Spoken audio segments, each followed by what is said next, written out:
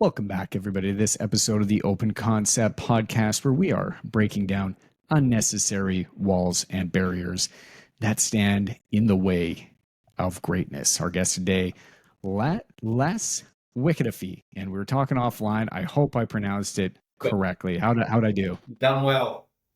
Man, Les joining us from New Zealand today. Les recruits and moves people from New Zealand. He's trying to kick people out of his country over to Australia and make sure that he's doing it seamlessly. But there is a massive shortage of tradespeople over in Australia, and has a pretty interesting story. Now, Les, I would love for you to talk a little bit about your background, but you are entrepreneur, you're an ultra marathon runner, you are, you're recruiting top-notch talent. You're talking to a lot of people and weeding through a lot of resumes, and probably working with people to find unique situations that they can, and logistics to put them in touch with other people and really help build their careers. And I know you've heard some stories. I would love for you to talk to our listeners, tell them a little bit about yourself, and we'll get into it. Cool. Hey, thanks for that introduction, Brandon. Like I said, my name's Les Wikiriwhi. I'm a father of two beautiful daughters. I'm a business owner, entrepreneur. I do ultra marathons as well in my spare time. That's pretty much me. This is my first business I've ever owned. So it's been a big learning curve, big learning journey, but it's going really well. So I have heard a lot of horror stories about people starting up, 10, 15 businesses before they get it right. But I believe that we're going to jump straight into it, Brandon. But I believe I had mastered myself before I started a business. Like, I had the discipline. I'm a big one on discipline. That is huge to me. And I believe that because I had mastered myself, obviously, it's a never-ending race, mastering yourself. You know what I mean? You're always working on it. But I believe I had really gotten the discipline locked in. So when it became to starting up this business of mine, I just applied that discipline and that work ethic straight into the business, and it's gone. Great guns. I mean, to run ultra marathons, you have to be somewhat disciplined for sure. And you say that kind of casually, right? I run ultra marathons in my spare time, but the reason I say that, Brandon, is because I don't actually really train for them.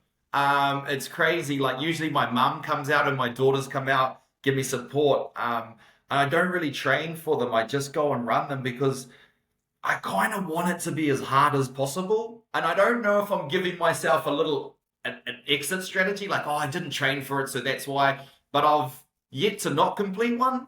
So we're doing well. Yeah, I mean, you're right. There is that, right? You train all year for these marathons. So many people, they put in the time, dedication.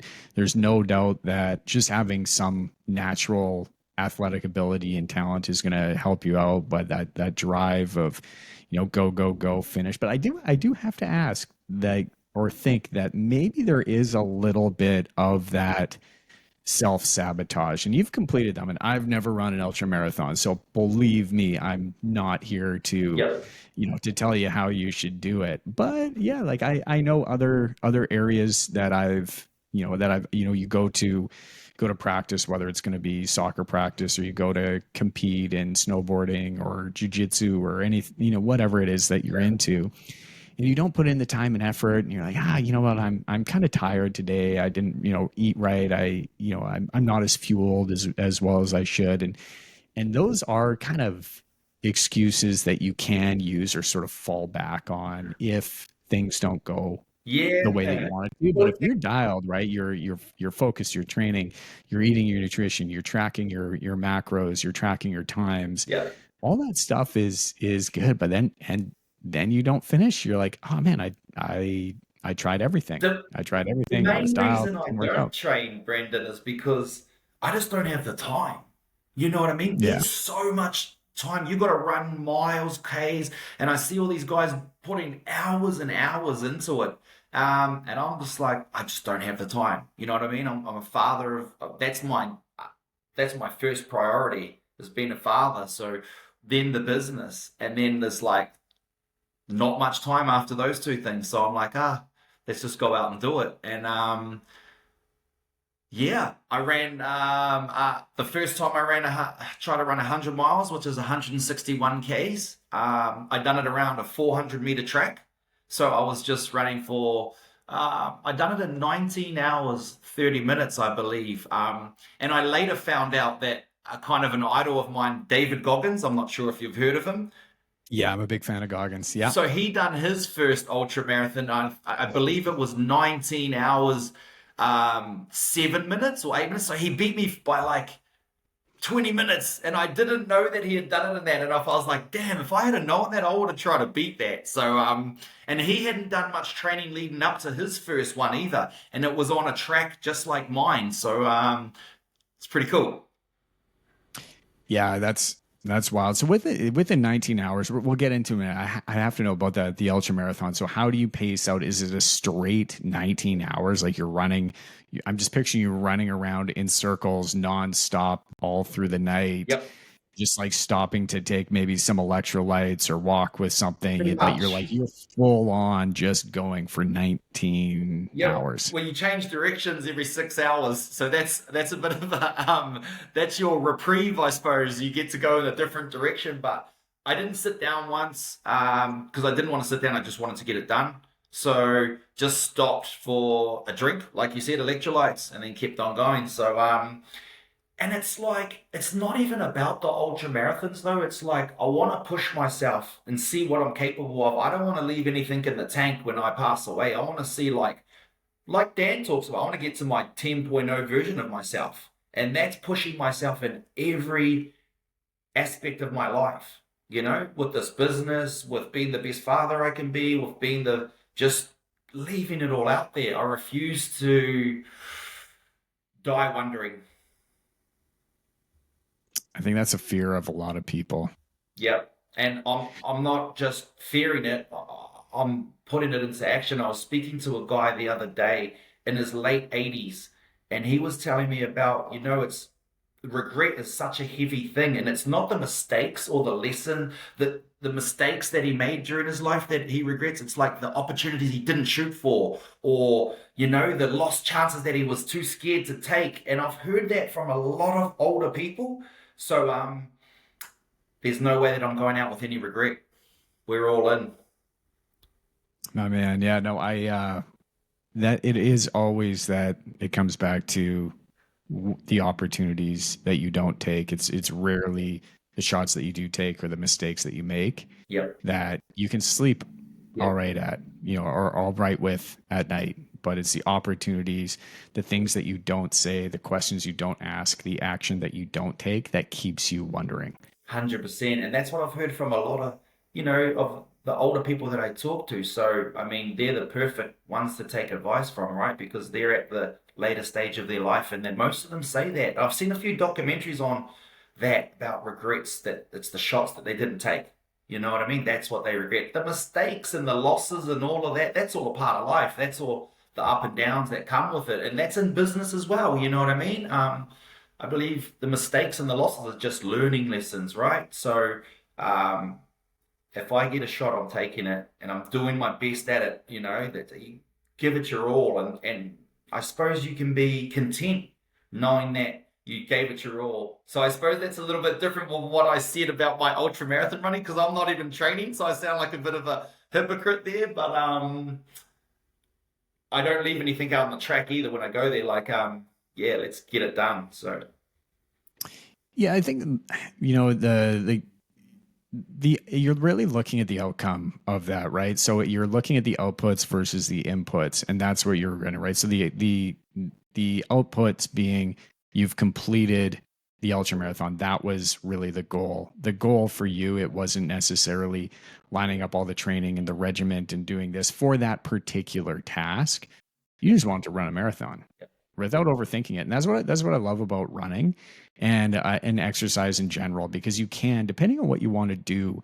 Obviously, if you are tracking your macros, tracking your workouts, you're going to see the results in the area that you really do measure. But if your one goal is to, hey, I just want to run a marathon, I just want to complete it, then you don't have to do as much training. But if you're saying I want to complete it, I want to be on pace during, for this many minutes per mile at the end, like I want my end result, I want it to be 19 hours flat or 18, 50, if that, whatever that personal goal is, then you need to start really working on that. But if the outcome is I just want to get it done, then you don't have to be as disciplined about all of the inputs if you don't have like that specific goal. But if that became a priority to you, then measuring those inputs, I would say are probably a valuable thing to measure. 100%. I agree. I agree. All I'm after though, Brandon, I don't really care about times. I don't care about lifting weights to get muscles and all of that, whatever. What I'm after is me not wanting to do it. That's where the magic is. Like a lot of people say, Mm, "Oh, I actually like running," and "Oh, I actually like going to the gym." That's cool, and I understand that. But what I'm after is I love the resistance. That resistance is what I'm after. That pushing through when I don't want to do things. That's what I'm after. I don't care about times or or records or whatever. I want to push myself through things that I don't want to do. And when I do that, it's building self-discipline. It's building the discipline, and I can apply that to anything in my life that I want to, whether it be starting up a business, whether it be wanting to go run a marathon, whether it be relationships, whether it be sitting down and having hard conversations with my loved ones. It's pushing through that resistance and that thing, that voice that we've all got that says, don't do it. Sit on the couch today, have some chips. You know what I mean? Have some crisps.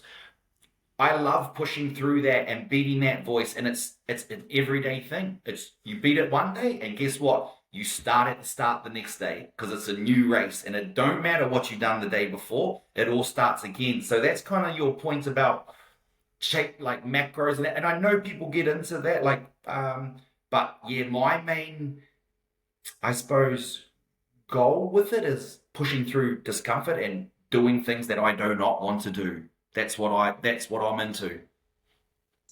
yeah, I signed up for a half Ironman in it's next year, early May. I've never run before, but man, Nice. I enjoy running. I don't really like swimming. I don't really like cycling. I don't even own like a street bike. The only riding I've really done is cruising around with my daughter on the back of the bike, or some mountain biking here and there, or stationary biking on the Peloton, which is pretty good. But I go for quick stints. I don't go for massive distance, and so that's going to be something I'm going to Good on certainly you. have to It certainly have to takes learn. guts to sign up, and now you've signed up, and you tell all your loved ones, "Is this what I'm doing?" You know what I mean? You can't back out now. You've told everyone, and you've told everyone on this podcast that this is coming on. So, um, you'll do it. You'll do it. Yep. Yeah, I have all confidence in the world that I will do it. But again, the result is I want to swim that distance. I want to ride the distance. I don't at this point I'm not trying to win No, the half just Ironman. finish, Yeah, I'm just trying to finish, and you'll and be that's happy it. with I that, just want to right? finish. Sorry. You'll be happy with just finishing, right? Because it's a freaking Oh yeah. half Ironman. That's a hard thing to do. Yep. Yeah. Good on So you. I've never run that far in my life. I've never cycled that far in my life. I've never swam that far in my life. But I'm gonna get out there and see what it feels like. Please give me a message when you complete it, because I want to give you the congratulations. I will. I'll keep you posted. And I love, what you said right off the podcast here. And as soon as you said it, I had to pick up my notebook here because I have some notes. And it's funny, you mentioned that one of the first things that you had to focus on was self-discipline. And I had put together a sequence of 10 steps that really leads to at the end of it legacy creation, and the steps that as an entrepreneur, as a business owner, or I think anybody that's looking for success in their life, in whatever form that is. But I do believe, and the first step that I put in there is self discipline, Wow. and in order for that, like, you can wake up and start with that self discipline, and all of this other stuff you might be able to sell, you might be able to hire people and lead a team and all that. But really, that first step is self discipline. And then once you kind of find your way through that, and you realize, okay, I do like the discipline. I do enjoy the time that I wake up in the morning, or the doing the things that I don't want to do, but doing it anyways despite my mood. Then putting in a structure and systems of accountability to make sure that you are consistent and staying on track. So what starts off with this idea of self-discipline is good, but you start getting this momentum. And if you're really trying to change something in your life and you are not a disciplined person, or you wouldn't describe yourself as a disciplined person, you may have a week or 2 weeks or 30 days or 60, 90 days, but it's going to be a brief stint of discipline until you put some sort of system of accountability into place. And that's where that consistency is going to compound, not for a brief stint, not for like 30 days of good nutrition before going to a holiday, or going away on holiday, just for that little time frame. This is what is going to move things forward for a lifetime and really propel you into a totally different person. I love that, Brandon. It changed my life. Discipline. We can get into that later, but it really changed my life. And you know what is a difficult one for me? There's always these terms like self-discipline and da, da, da, but there's no actual. Well, what the heck is self-discipline, and how do I get it? You know what I mean? So I've always, like, this is how I say it.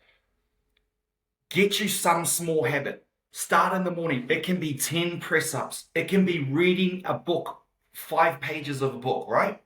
We do that every single day, no matter what. There is no missing. Like, okay, if you want to do 5 days, make sure you say Monday to Friday, we're going to do these 10 press ups before I leave the house.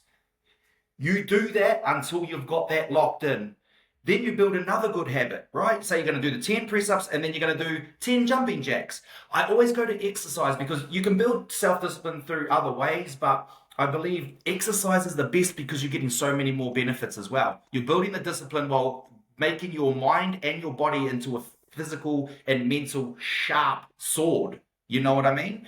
So then you stack those 10 press ups with another little thing. Don't do it too big. This is where the people go wrong. They try to go to the gym for 2 hours, Monday to Friday, and they've never even blimmin' done anything. It's not going to work, and you're going to crash and burn. Start small. I'm telling you, start small with the 10 press ups. Just do that. It might seem insignificant at the time, but it's not. Get those 10 press ups, add on to that. Stack little wins on top of little wins, and for the morning, now you've got a morning routine that is a winning. Now you're leaving the house and you're already ahead of most people. Start small. Once you master that one thing, get on to the next thing. And that's how I've done it over years and years. You cannot, well, can't say you cannot, but it's very hard to get this massive morning routine of, if you've gone from zero to trying to do ice baths and exercising and weights and running, it's not going to end well. And you're going to get disheartened and you're going to quit. You're going to quit. So start off small, build from there, and then keep on stacking little wins throughout your day. And now you've got a whole day, not just a morning routine. You've got a whole day of wins. And that's how I tell people to build discipline, because a lot of people come to me. All of my friends have seen my life change through just discipline. The business is all good, and I'm earning really good money now and all of that, but none of it would have been possible without the self-discipline. And I contribute all of my success and my future success to self-discipline. That's why you probably noticed the brick background behind here, and that's how I look at it, right? Brick by brick, stacking little wins on top of little wins and stacking momentum on top of momentum. And for me, it started out with something very, very simple, right? If you don't have well, let's talk about the morning routine because it's something that's kind of controversial. But if you are, if you don't have a disciplined morning routine, if you're jumping into, I'm gonna wake up at 4 a.m. and I'm gonna read and then I'm gonna journal and then I'm gonna sauna and ice bath and meditate and and work out and whatever. And then you're like, cool, well now I've had 3 hours and that's gonna give me enough energy to get through the rest of the day. It's like that is not going to be sustainable for most people if that's what you're jumping in and thinking that you have to do. But if you get a little win, and it started for me with this right here, water. I made a decision because I was pretty this is going back, I don't know, about 7 or 8 years ago. And I would get up and the first thing I would throw back into my skull was a cup of coffee, right? Wake up in the morning, it's the first thing I want. And I still I think drink most coffee. people do that.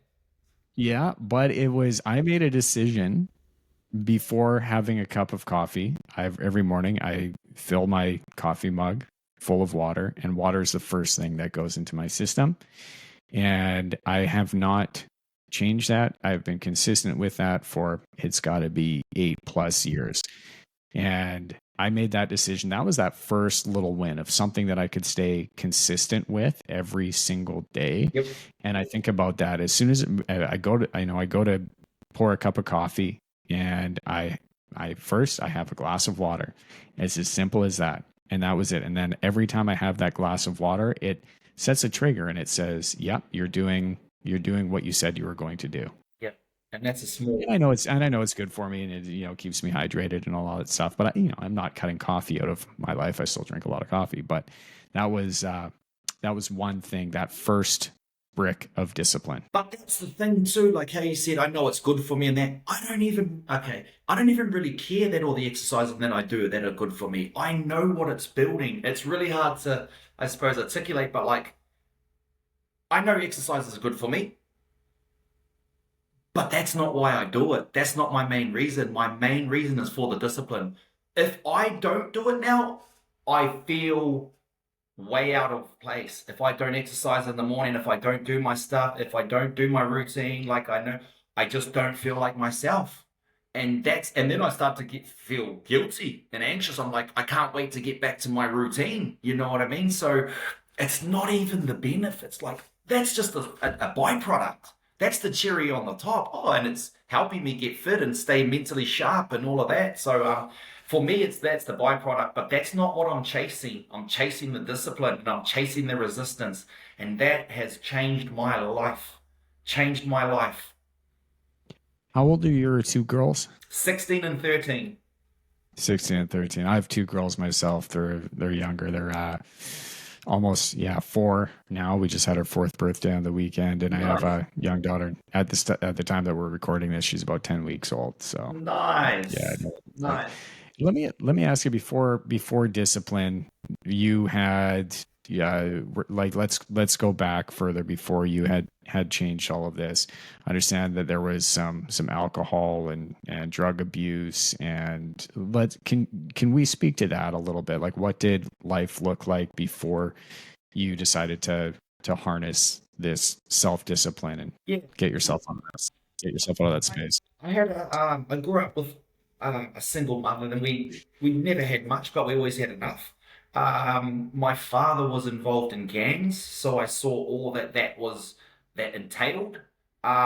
So I had a turbulent childhood, to say the least, and that kind of carried on to my teens and my 20s, where I turned to alcohol mainly, as a way of What kind of really, sorry. So no, I was going to ask what kind of gangs can we talk about that? I'm just curious. Just I didn't New know about Zealand that. gangs. Yeah, there's probably Yeah. different over than in America, but yeah, just New Zealand gangs. Okay. Yeah. All right.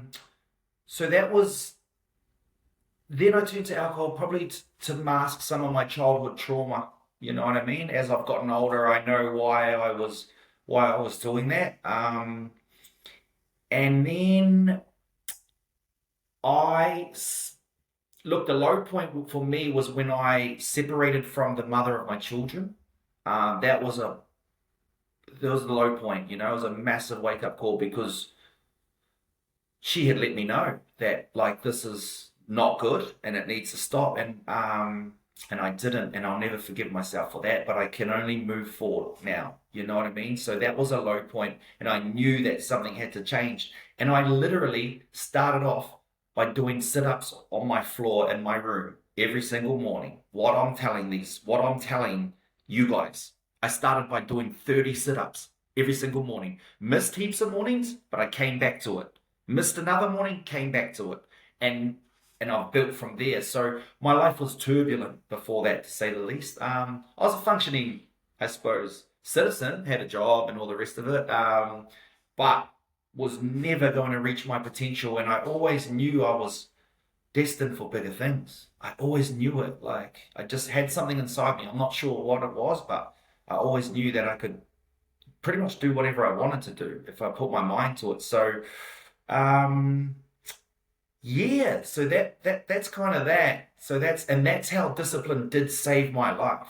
It literally, maybe not my life, that might be going a bit, but it changed the trajectory of my life, my children's life, and all of my loved ones around me life, because it's a ripple effect, right? If I'm at my best, everyone gets the best of me. My goal is to create the best version of myself and then gift that version to my loved ones.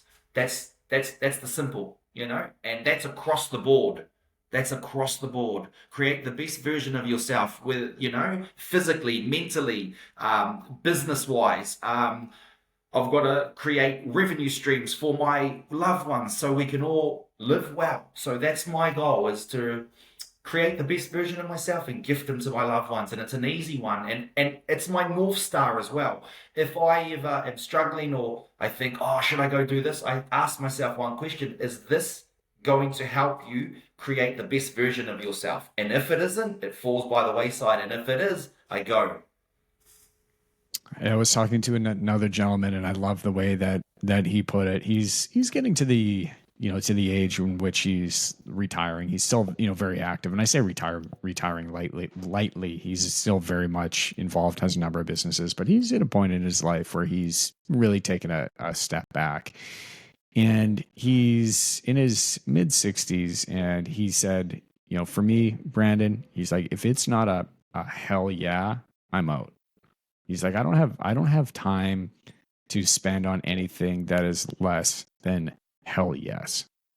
Right. And these are the opportunities that come your way, whether it's going out for a meeting, having a cup of coffee, taking on a new work opportunity, whatever that is, running a marathon, doing a half Ironman, right? If it's something that isn't lighting you up, or in this case, lighting him up. He's just said, if at this point in my life, I've spun my wheels, I've wasted a lot of time, and I don't have time on my side anymore at the rate that I would like it to. So if it's not a hell yes, then it's a no. Yeah. Yeah, agree. So yeah, I'm all for that. So that's kind of Let me, how I would say discipline saved it. And now it's like with this business, a lot of people have only had it going for 2 years, and it's going really well. A lot of people ask me like, "Oh, what have you done? Like, how?" I don't believe it had anything much to do with the business. Like, it had to do with the 5 years, 6, 7 years before, when I was doing press ups in the dark by myself. That's where it was built. That's where it was forged. That's where the true Les came out, and that's why this business is going to be wildly successful, and I'm going to help thousands of people, and we're going to the moon. That's why it's going to do it. All from discipline.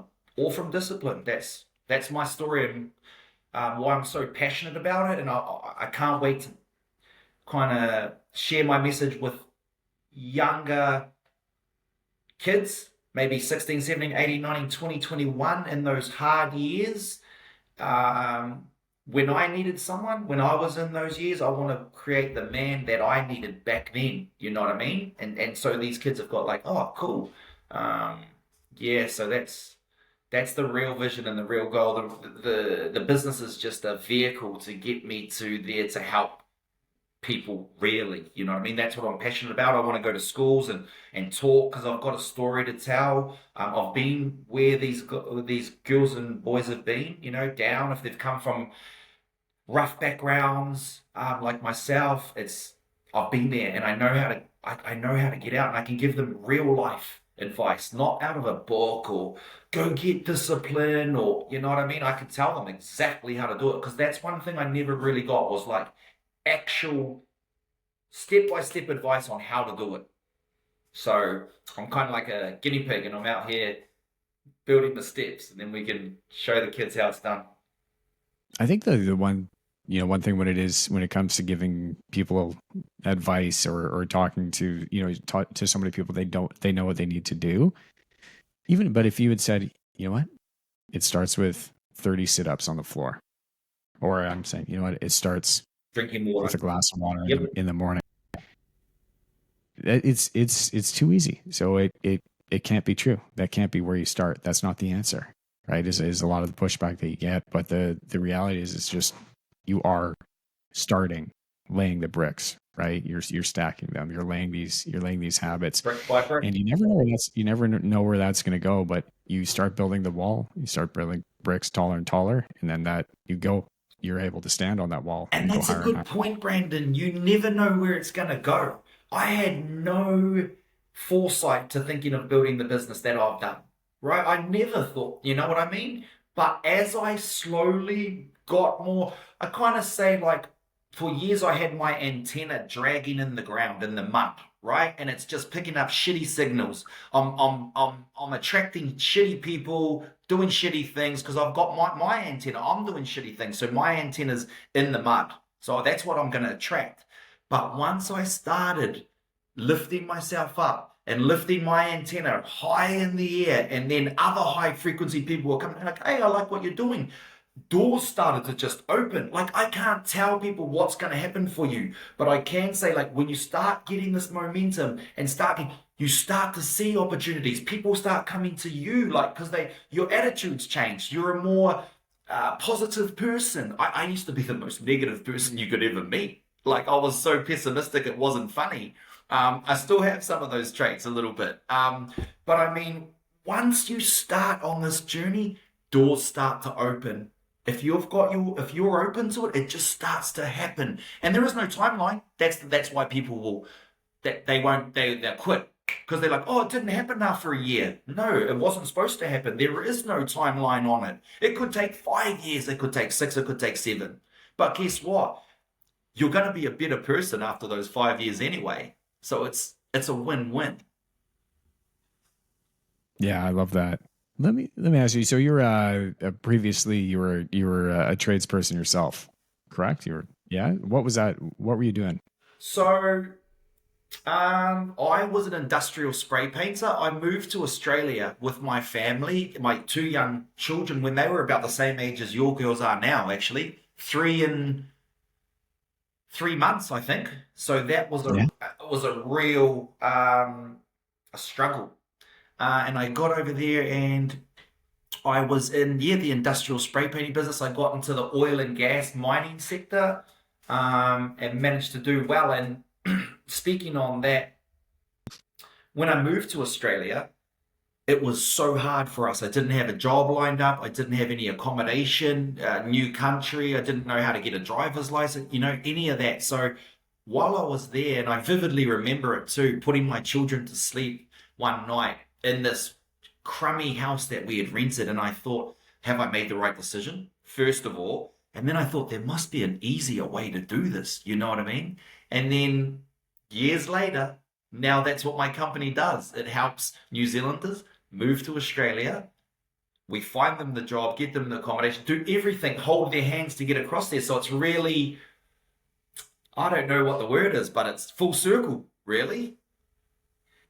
We were making the joke earlier about you kicking people out of your country, right? That's literally your entire business is Brandon, kicking that's not people what I'm out of going to your do because country. I've got to stop you there because that's not a good look. I know, I know, I You know, know. I'm but just I've I'm got to just kidding. clear this up because if that gets a, I love New Zealand. This is the best country in the world for me. It's beautiful, clean, green. It's just amazing.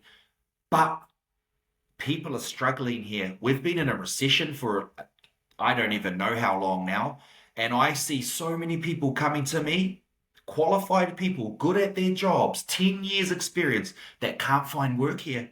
They just can't provide for their family. So people are moving to Australia too. I'm just helping them. So I've got to clear that up, Brandon, or you're going to get me blimmin'. I'll be public enemy number one. Yeah, no, I know that.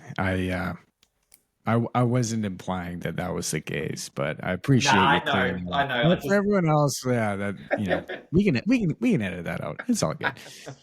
No, but what I understood is and I don't know a ton about New Zealand. So you've mentioned that, right? We talked offline. You mentioned that there's a recession there, but there's incredible people there that are looking for opportunity, and they don't necessarily have the opportunity that they deserve or that they know that they can find, and they're a little lost, yeah, right? And so you've started this company with the idea that people in your country, there are other opportunities if they're open to it. If they're open to taking the leap, then 100%. you are there to help facilitate that. Yes. And they can make money, they can send it back home to their family, they can move their family, build up some equity, whatever they need to do, decide to move back if they want to. But you're really there for the people of New Zealand. And A hundred I percent. understood that when we were chatting offline. Yeah, record numbers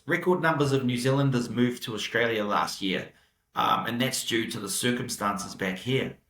Um, What are the circumstances back there? I don't know. I don't Recession, know a lot, but just no infrastructure jobs, no construction jobs, and that's what I'm in, right? The trades, plumbers, mhm. carpenters, electricians, bricklayers, tilers, painters. So it's just yeah, pretty bad. You know what I mean? So and you said you didn't really know New Zealand. New Zealand and Australia are very connected. We have an Anzac spirit. We went to war together back in the days. They look at us like we're their little brother almost. You know what I mean? And the culture is very similar. So it wouldn't be like moving to a completely foreign country, right? And it's always been a thing where New Zealanders go to Australia, check it out. They usually end up coming home later in the life and settling down because this is home. But um, yeah, we've got a very close bond with Australia. We can actually fly. I could fly over there today and start working there today too. No visas needed. So it's like a citizenship where it's recognized by both countries' government. Um, and yeah, it's fairly simple. So not great here, great in Australia. They've got the 2032 Olympic Games coming up in Brisbane, which is they're all hands on deck. That's 7 years away, so they just don't have the manpower to get that kind of infrastructure and stadiums and uh, all sorts of stuff built. So there's a lot of I work. have I have been to Brisbane. I've been to Australia. Australia. I've spent some time there, and What that do you was think? usually where. Yeah, I love it. There's a few too many Australians for my liking, but other than that, They could probably say that about Vancouver with too many Canadians there too. I know, I know, I know, I know. Well, we have Whistler up here. It was always a joke, right? Because we get so many Australians coming in, and it's like little Australia up there. Yeah. You go up, and it really is. But it's seasonal work, and there's a huge amount of Canadians and Americans down in Australia as well. But it was no, I say that facetiously, but it was it's beautiful, man. I love it down there. New Zealand's on my list, but yeah, typically I spent some time in Cairns when I was younger. I was backpacking, and my sister was living in Australia at the time. And then before I flew home, I spent some time there. Oh, so you've had Most a good look recently, around. Yeah, yeah. Most recently spent some time in Brisbane. I have a really good friend of mine whose wife is from there, and so flew up there, up the Gold Coast and Sunshine Nice. Coast, and traveled around. And yeah, it's there's no doubt it's beautiful. And the Olympics going there 2032. I mean, that's going to be there's a huge amount of work. I remember when the Olympics came here to Vancouver in 2010. Yep. It was it was all hands on deck. Like everything, it was absolutely booming to get stuff built. Yep. It was there was a lot of struggles though, a lot of infrastructure struggles and getting people here. But I worked with there was worked when I was on a construction site at the time, and I was working with a lot of German crews. There was a lot of recruitment from Germany, and these guys were really really talented tradespeople, and I was working with a lot of them. But after the Olympics had come and gone, they were shipped off, back to Germany because there just wasn't that downfall. It was a huge, or that there wasn't the outfall of further work and maintenance that was required. So it was a huge boom leading up to the Olympics. But after the dust settled and the rest of the world left Canada after the Olympics, it was there wasn't as much movement for sure, but it was yeah, and there's a lot going on in Canada. We don't have to get into it as far as the Olympics, but what do you find is the most difficult thing for people if they're considering packing up? And Australia and New Zealand, they're not that far apart, so it's not like moving from Canada to Australia. But what do you find is the hardest thing for people to get over and considering moving from one country to another and starting up life, starting up work? That's a good question. I would say leaving behind loved ones. You know what I mean? Yeah, that's what I talk to. Obviously, hundreds of people that are moving over, but yeah, leaving loved ones is a big one. You know, some of these younger families that we move over there, they might have young children and they've just had these children, and then they've got nanas and granddads that they're leaving behind. So that's that's the main one I talk to people about. Yeah, and so I'm always weary to say, think about it, weigh it up, weigh the pros and cons up because it is hard. And I moved to Perth with my family, which is the other side of Australia, which is even further from New Zealand, right? And it was a struggle. We did miss our family, and the kids did miss time with their nanas and aunties and uncles and cousins. So that's the real tricky bit. Now, if it's on the east coast of Australia, I mean, it's a 2 hour, 3 hour flight. It's not that far, but it's not that. You're in a you're a different country. So, um, yeah. So I'd say that's the hardest. That's the trickiest. You must, you're talking to 100 people. You're looking at a lot of resumes come through. I mean, what's typically something if hey, this person is going to be a good fit, or what are you looking at as far as pre-qualifying somebody that may be considering making a move? How do you filter out those people so that you know that you're not sending over just a heartbeat and a hammer, Another good and question. and Well, you're I going to don't go land? off CVs. That's for sure. I don't go off a piece of paper. I meet the person, I sit down with them, I delve into their lives, I ask them what their goals are, their visions are, and I've told people I don't think it's the right time for you to move. You know what I mean? Now, if they do or not, that's up to them. But I'll tell them honestly, like I don't think you're in the right position or to move. So you asked, sorry, what was the question there, Brandon? I was asking, you filter through a lot of resumes and Yes. you talk to a lot of people, right? So what is that filtering process? What are you Yeah. specifically looking for? If somebody is going to be a good fit and you're looking to place somebody Yeah. and they come to you The and filter is they sitting and down with them and understanding my client's needs as well. So I spoke to a client in, where was he? He was in Brisbane. He was in Brisbane last night, and he is after plumbers, but he needs these plumbers to be able to upsell or sell, right? Just go into the house. You're not just fixing the toilet. Have a look around the drains. Does anything else need to be fixed? They're almost not salespeople, but a little bit of that. Be able to talk to clients. Be able to say, "Hey, Judy, I think your piping might need to be fixed in a couple of months. Is it worth me having a look at? So he's asking questions. So I'm listening to the clients, what they're telling me they need.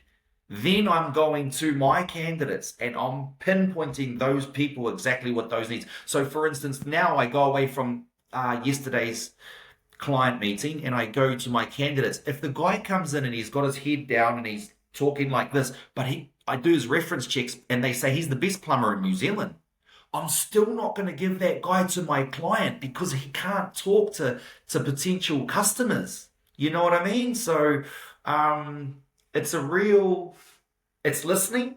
It's listening to the clients and the candidates. And then I'm going to say, if the candidate, I'm listening to the candidate and what his goals are and what his visions, and it's a match. It's matchmaking.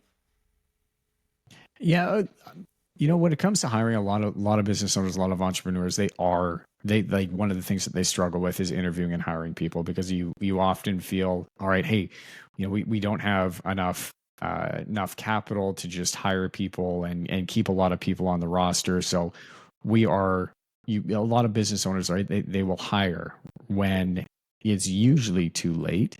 And so they see this thing in their business that they need to fill. And quite often they'll talk to 4 or 5 people, get a few resumes come in, they'll set up interviews with all of them. And then as soon as they see a little trait that, they're already kind of picturing that pain that they have in their company being ripped out of the business, or being that spot being filled by that person and that pain being gone, right? That's a pretty normal thing for a lot of people to feel. So they'll often look past a lot of these red flags that might come up, right? So it's like, maybe he's not a good cultural fit, but I don't really know, but I know he can do the job and I need somebody now. Yeah.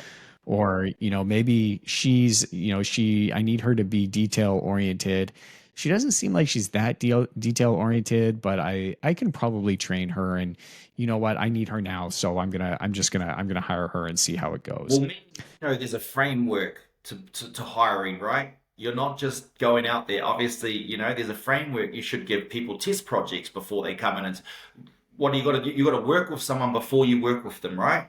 So you want to make sure these people are a good fit. You give them test projects and see if they're a good fit. You pay them for the test project.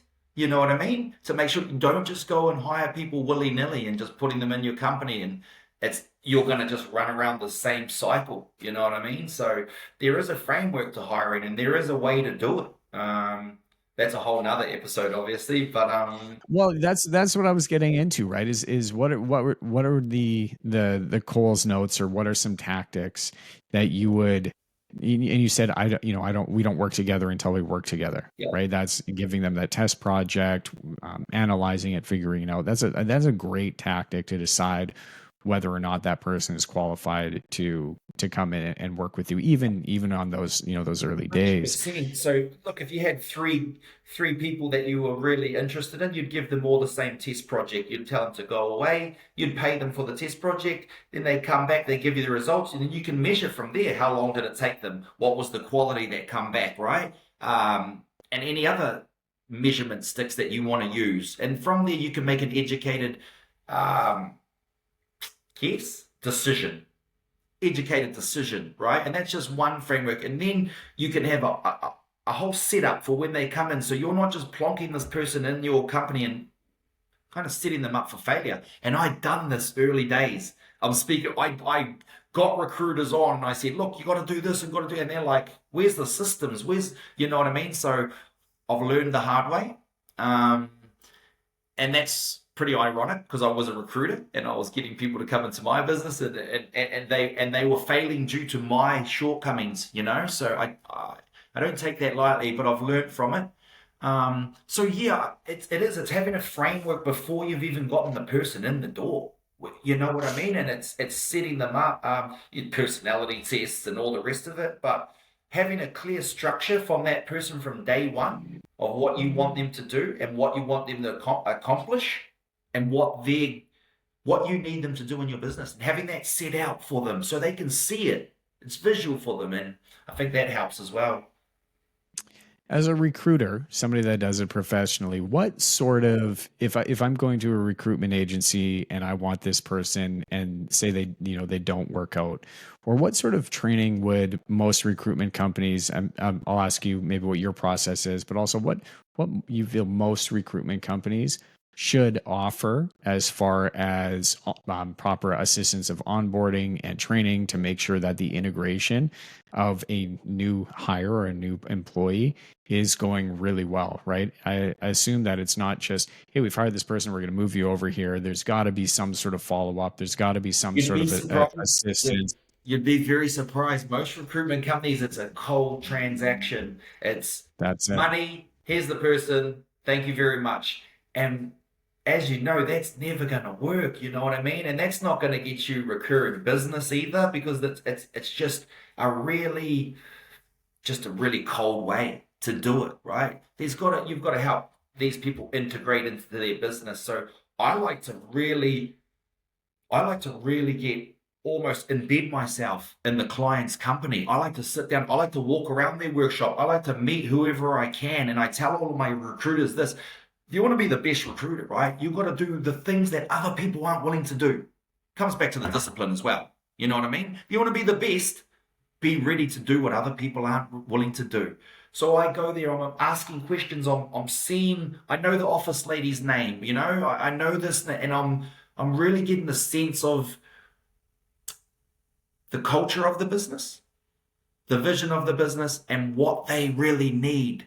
Because a lot of recruiters don't use their ears. They'll just keep on giving these people, and they're like, I told you what I wanted, and they're just still feeding, throwing shit at the wall and hoping something sticks, like I call it. You know what I mean? So I think you nailed a pretty important piece there that a lot of recruitment companies, and I know a lot of recruitment companies, and I think that there's a part there that you nailed that a lot miss, and that's the culture of the company, right? Not understanding the culture of the company.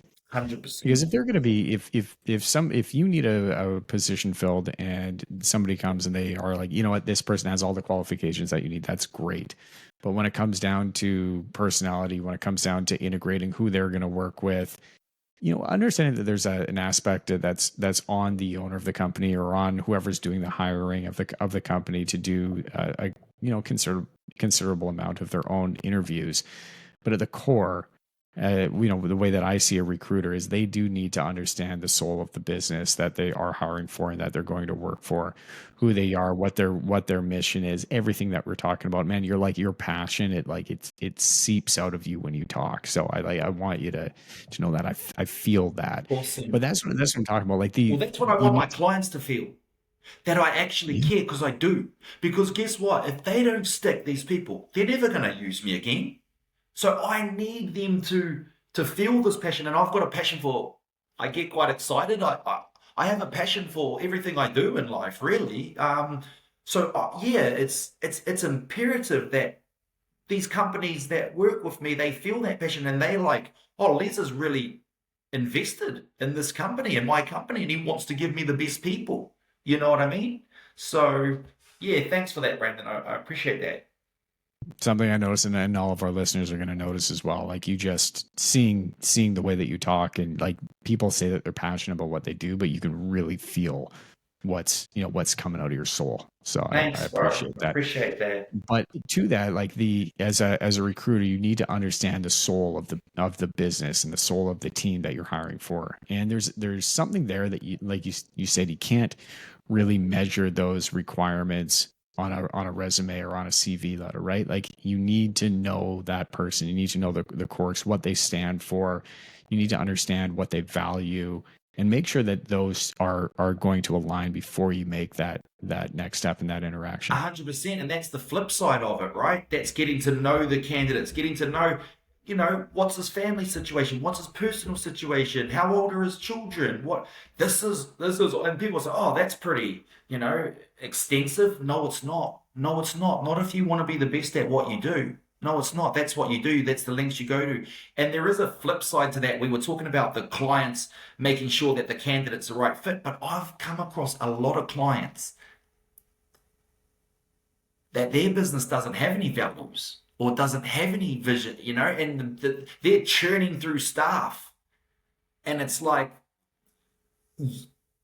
it's not the candidates, it's the actual business, and that's a tough one. And when and I'm getting a bit luckier. I can pick and choose how I want to work with now, and I kind of try and stay clear of those businesses because I can see it from a long way out. And they've been through 20 odd staff just in a couple of weeks, and I'm like, wake up, guys! It might be not the 20 people you've just churned through. It might be some cultural in your side, you know. But I try to portray that the best way as I can. And if I get a feel for the guy and he's open and he's like, let's just shoot, and I'm going to say, look, Larry, you've got no freaking culture here. You know what I mean? And people, some people, the real ones, they'll appreciate that and be like, oh, well, what can I do? And I'll say, well, it starts at the top first, leadership. You know what I mean? You can't be, you know. So yeah, that's a trickier one. Like I won't put my candidates into companies that I'm not interested in because there's two sides to the coin here. It's not just got to make sure that the client's getting the best No, I've got to make sure that my candidates are getting the best clients and the best companies because I've got people's lives in my hands sometimes. It might be an extreme way, but like these guys are moving countries and moving jobs, and so I do not take it lightly. I take it really seriously, and I try to do the best I can. You mentioned leaving this life at some point without any regrets and kind of leaving it all on the table. What are you hoping when you get to, you have a, you know, I I hope that, you have a very happy and healthy life and you live to be 85, 90 years old, 92 is right? what I'm going for, Brandon. Just letting you know. 92? I'll get Yeah, there. 92 92 is good. is that's where I'm going. I don't want to go to 100, 92. That's going to be good. You know what? Do you think things might change in the next 10, 20 years where we really want to we're able to extend You our never lives? know the But way it's going. 92, right? Assuming that you live a healthy life Yep. all the way to 92, your mind's there, your heart's there, you're physically there. What are you hoping that 91, that 90-year-old self is going to say to you? That I changed the trajectory of my bloodline.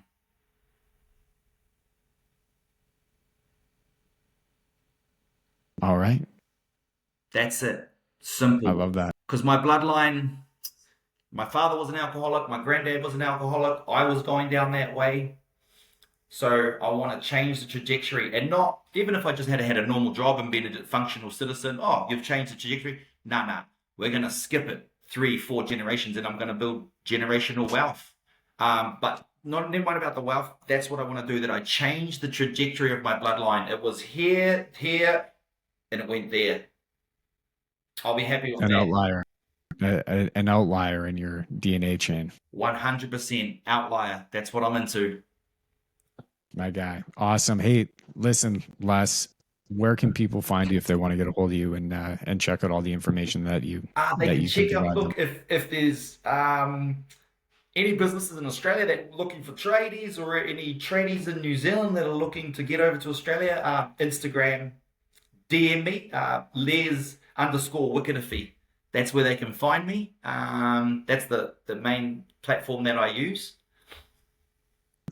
Appreciate that. And even if you are a listener and you're not necessarily looking to work from, transfer from New Zealand to Australia, just hearing you chat and hearing your story and everything that you bring, the passion that you bring to your industry, your insights has been, I'm very thankful for that and really thankful for all your time today. Appreciate you too, Brandon. Thank you very much for having me on. Awesome. And to everybody else out there that's still with us, until next time, appreciate you. Stay blessed. Peace. Peace. Rock and roll. See ya.